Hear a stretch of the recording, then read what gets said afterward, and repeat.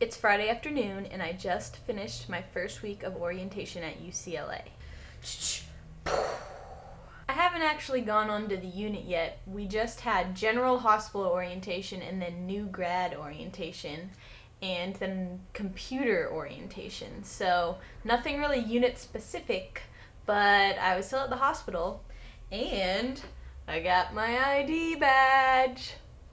Paige Redfield, RN, BSN. Be jealous. I also determined that driving myself to work every day and paying $8 for parking is not cool. But Paige, you say, if you're not going to drive to work, then how the hell are you going to get there? Because you're surely not going to walk or bike, which is what you did in Gainesville. Well, in order to help you understand my predicament, I scanned this map of West LA. My house is approximately here, and the hospital where I'm working is approximately here. And though that's really only about a mile apart, we are unfortunately separated by a giant interstate called the 405, located approximately here. Now you see my dilemma. Well, after much hand-wringing and self-debate, I have finally overcome my fear of the public transportation system, and for the last 3 days have proudly ridden the big blue bus to work.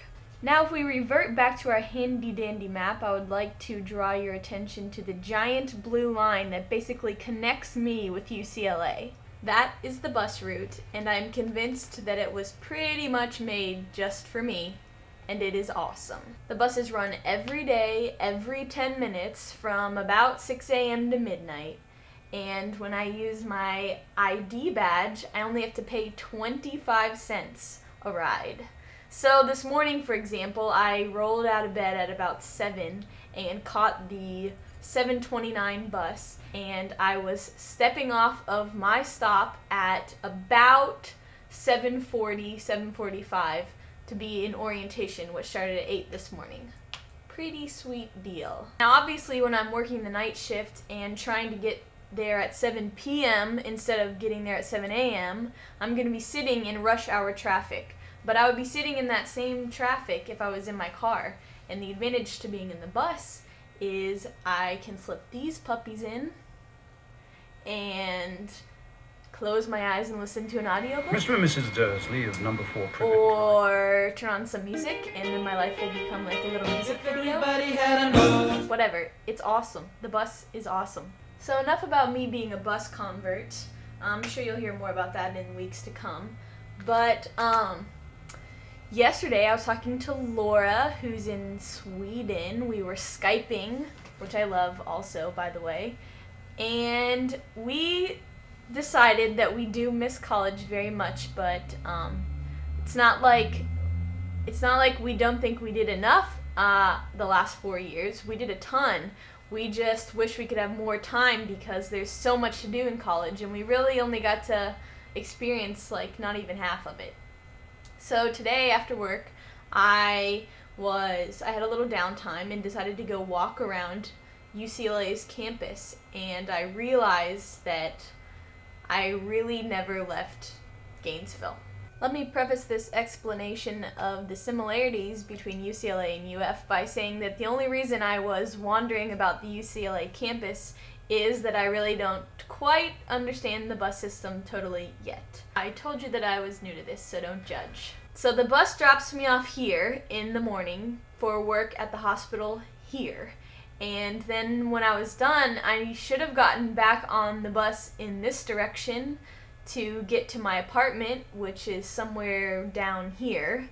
But instead, I got on the bus going in the opposite direction and didn't realize it until about here.